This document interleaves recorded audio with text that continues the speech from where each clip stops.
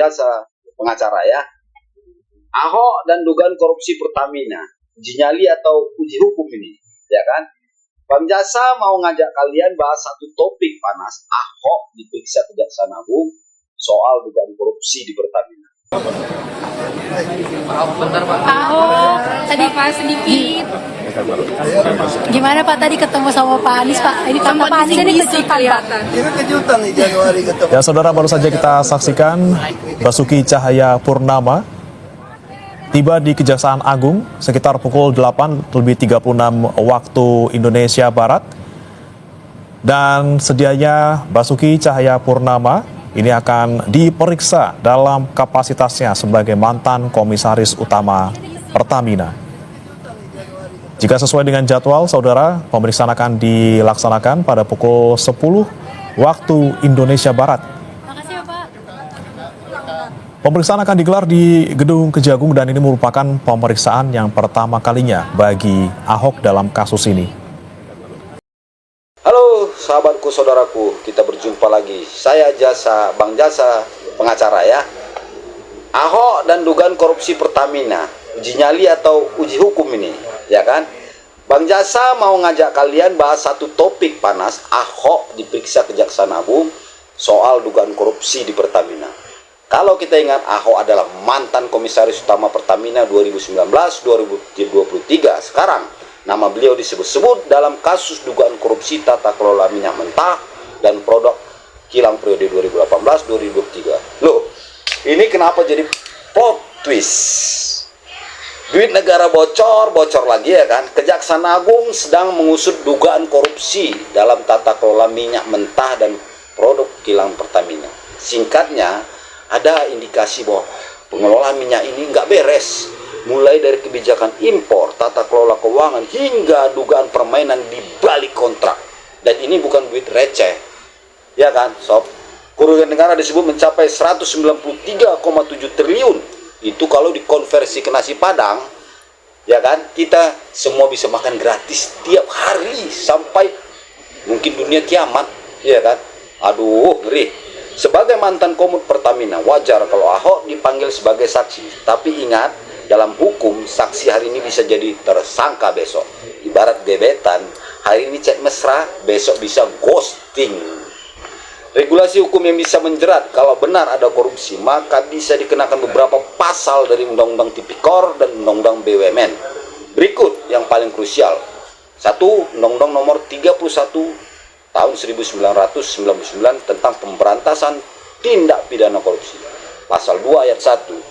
Jika terbukti melakukan perbuatan yang merugikan keuangan negara, hukumannya seumur hidup atau minimal 4 tahun penjara.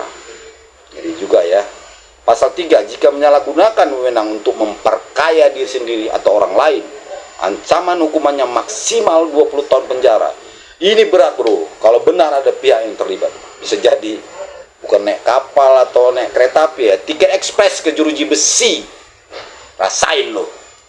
2, Undang-Undang nomor 19 tahun 2003 tentang Badan Usaha Milik Negara atau BUMN. BUMN seperti Pertamina harus dikelola secara profesional dan transparan. Kalau ada yang main belakang, siap-siap ketemu jaksa dan pengadilan di belakang. Jangan di pengadilan. Biasalah Indonesia ya kan. Ahok datang lebih awal, saking semangat atau takut telat. Yang menarik, Ahok datang 1,5 jam lebih awal dari jadwal pemeriksaan. Kalau ini sidang skripsi, mungkin beliau sudah datang pakai jas rapi sambil bawa slide presentasi ya kan.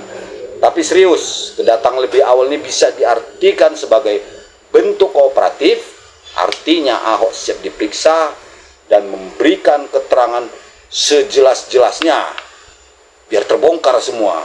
Ini baru top, harus begitu. Bisa juga untuk menunjukkan bahwa beliau nggak takut dan nggak menghindar. Dan memang sejauh ini Ahok dikenal sebagai orang yang belak-belakan dan nggak takut bersuara. Tapi hukum tetaplah hukum. Ya, mudah-mudahan ini bisa mengungkap ada apa gerangan di negara ini. Sekarang pertanyaannya, apakah Ahok hanya sebatas saksi atau bisa jadi tersangka? Dalam hukum pidana, seorang bisa naik status dari saksi menjadi tersangka jika ditemukan 2 alat bukti yang cukup. Nah, ini yang jadi perhatian publik. Kalau ternyata keterangannya membuka dugaan baru, bukan nggak mungkin pemeriksaan ini berlanjut ke tahap yang lebih serius. Tapi kalau terbukti Ahok nggak terlibat, ya haruslah dibersihkan namanya. Fair ya kan? Jangan sampai jadi korban drama politik atau perang kepentingan. Patut diduga sih sebenarnya. Kok bisa sekarang ya, lagi marah-marahnya ini. Ada apa gerangan? Jadi pelajaran yang bisa kita ambil dari kasus ini, ada beberapa pelajaran penting yang bisa kita catat. 1, BUMN harus transparan dan akuntabel. Korupsi di perusahaan negara itu dampaknya besar banget. Jangan sampai uang negara bocor terus-terusan. 2, harga BBM dan kebocoran keuangan kita sering bertanya. Kenapa harga BBM naik terus? Nah, kalau duit negara ratusan triliun melayang tidak tahu rimbanya, ya wajar kalau subsidi BBM berat. 3, kasus besar sama dengan drama politik. Setiap kasus hukum yang melibatkan pejabat tinggi pasti ada dampak politiknya. Makanya kita harus bijak melihat fakta, ya kan? Tapi ya, ribet ya, udah macam benang kusut ini semua. Bang Jaksa tunggu plot twistnya. Kasus Ahok ini ibarat drama TV belum selesai. Masih banyak episode selanjutnya. Apakah Ahok hanya jadi saksi? Apakah bakal ada nama besar lain yang terseret? Atau justru ada kejutan yang nggak kita duga? Kita tunggu kelanjutannya. Tapi yang pasti, Bang Jaksa selalu siap mengulas dari sisi hukum yang santai, tajam, dan nggak bikin ngantuk. Kalau ada update baru, langsung kita bahas lagi. Stay legal, stay logika. Gimana menurut kalian? Ahok bakal dijadikan tersangka atau hanya sebatas saksi? Saya Jasa Raharja Sembiring SHMH dari firma hukum Jasa Justisia Investigation. Salam keadilan, salam kebenaran buat NKRI.